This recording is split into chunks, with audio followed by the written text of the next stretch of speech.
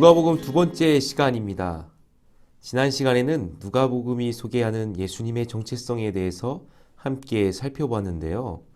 바로 이 누가복음은 예수님의 모든 생애를 기록함으로써 이 세상의 모든 죄인을 구원하기 위해 오신 온 세상을 위한 구원자라는 예수님의 정체성을 소개하고 있다는 내용이었습니다.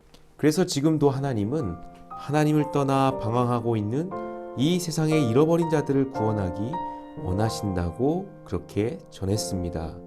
오늘은 바로 이러한 하나님께서 온 세상을 구원하기 원하시는 하나님의 마음을 가장 잘 보여주고 있는 누가복음의 기록을 함께 살펴보려고 합니다.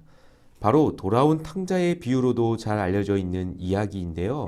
지금부터 이 이야기를 간략하게 다루면서 우리가 품어야 할 하나님의 마음은 어떤 마음인지에 대해서 함께 살펴보도록 하겠습니다.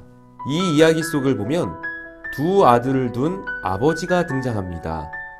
그중 둘째 아들이 나중에 받게 될 아버지의 유산을 미리 땡겨달라고 요구를 하죠. 아버지는 아무 말 없이 자신의 재산 중 일부를 둘째 아들에게 주게 되고 그 아들은 재산을 가지고서 먼 나라로 여행을 떠납니다.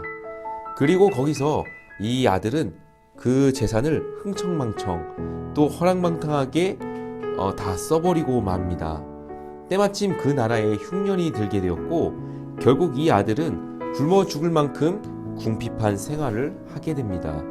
우리 16절을 보면 이 둘째 아들이 오죽 궁핍했으면 돼지가 먹는 열매로 자신의 배를 채웠을까요? 이 둘째 아들은 모든 것을 다 잃고 궁핍해지자 한 가지 결단을 내리게 됩니다. 무엇이었을까요? 네, 바로 다시 아버지께로 돌아가는 것이었습니다. 지금까지 자신의 잘못을 아버지께 회개하고 또 용서를 빌기로 결단하였고 결국 이 아들은 다시 자신의 집으로 돌아가게 됩니다. 그 다음으로 이어지는 이야기는 우리 20절부터 기록되어 있는데요. 여기서부터 이 못난 아들의 아버지를 유심히 한번 지켜보면 좋을 것 같습니다. 20절과 21절을 읽어보면 이에 일어나서 아버지께로 돌아가니라. 아직도 거리가 먼데 아버지가 그를 보고 치근히 여겨 달려가 목을 안고 입을 맞추니 아들이 이르되 아버지 내가 하늘과 아버지께 죄를 지었사오니 지금부터는 아버지의 아들이라 일컬음을 감당하지 못하겠나이다 하나. 다시 집으로 돌아오는 둘째 아들에 대해 그의 아버지는 어떤 태도를 보였을까요? 아직 저 멀리서부터 아들이 오기만을 기다리다 못해서 먼저 달려가서 그 아들을 꽉 안아줍니다. 그때 여기 20절을 보면 측은히 여겼다라는 말이 나옵니다. 이 말을 영어 성경에 나오는 단어로 보면 우리 마음에 더 와닿을 것 같아요. 바로 compassion입니다. 무슨 뜻일까요? 불쌍하게 여겼다라는 말입니다. 그러니까 아버지는 집을 떠난 자신의 둘째 아들에 대해서 항상 이 마음을 품고 있었다는 사실을 우리는 한번 생각해 볼 필요가 있습니다. 자신의 아들을 불쌍히 여기는 마음이었습니다. 비록 이 둘째 아들은 집을 떠나는 것도 모자라서 아버지의 재산을 달라고 일방적으로 요구하였을 뿐만 아니라 흥청망청 다 낭비해버리기까지 했습니다. 어떻게 보면 참 못난 아들이죠. 그럼에도 불구하고 이 아버지는 자신의 아들을 끝까지 불쌍히 여겨주었습니다.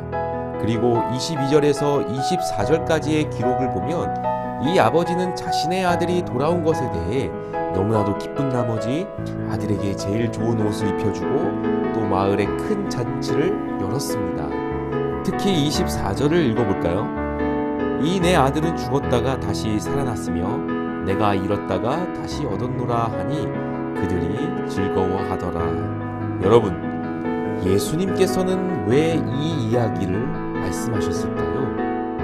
바로 하나님을 떠나 방황하는 죄인들을 향한 하나님 아버지의 마음이 바로 이렇다라는 것입니다. 여전히 그들을 불쌍히 여기시며 기다리고 계시다는 사실을 말씀하고 있는 것입니다. 또 이와 같이 우리도 마찬가지였습니다. 어쩌면 우리는 이 이야기 속에 나오는 둘째 아들과 비교해 볼 때 그렇게 다르지는 않을지도 모릅니다. 저는 항상 이 이야기를 접할 때마다 이 둘째 아들의 모습 속에서 제 자신의 가려진 모습들을 발견하고는 합니다.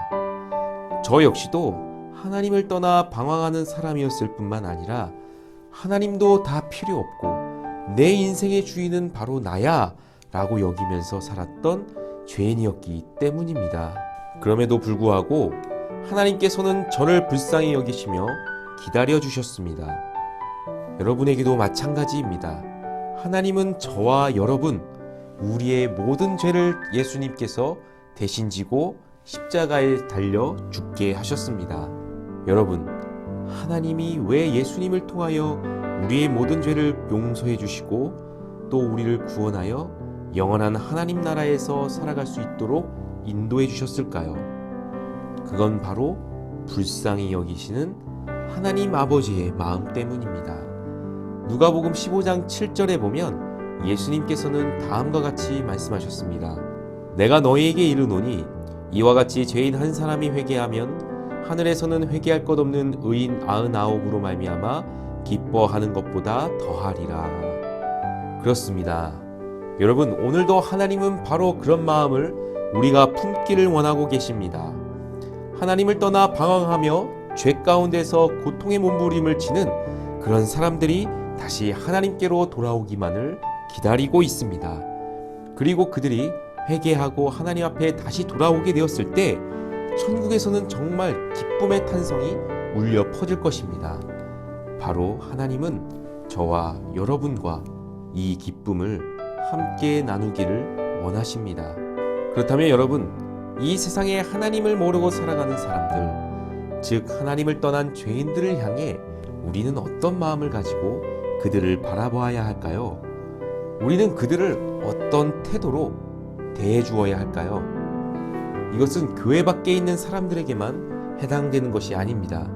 교회 안에서도 마찬가지입니다. 결코 교회는 깨끗한 사람들만 모여 있는 곳도 모여 있을 수 있는 것도 아닙니다. 모두가 부족하고 때로는 하나님 앞에 죄를 범하기 쉬운 연약한 사람들임에도 불구하고 하나님의 은혜로 구원을 받은 존재들입니다. 자, 여러분, 이제 누군가 잘못을 저질렀거나 또 미숙한 행동을 보였을 때 우리는 어떻게 해야 할까요? 바로 불쌍히 여길 수 있어야 합니다. 그리고 죄를 돌이켜 회개할 수 있도록 우리는 기다려 주어야 합니다. 왜죠? 바로 하나님께서 우리에게 그와 같은 태도로 대해 주셨기 때문입니다. 여러분, 이제부터 하나님이 우리에게 보여주셨던 그 불쌍히 여기는 마음을 품고 우리 사람들에게 다가갑시다.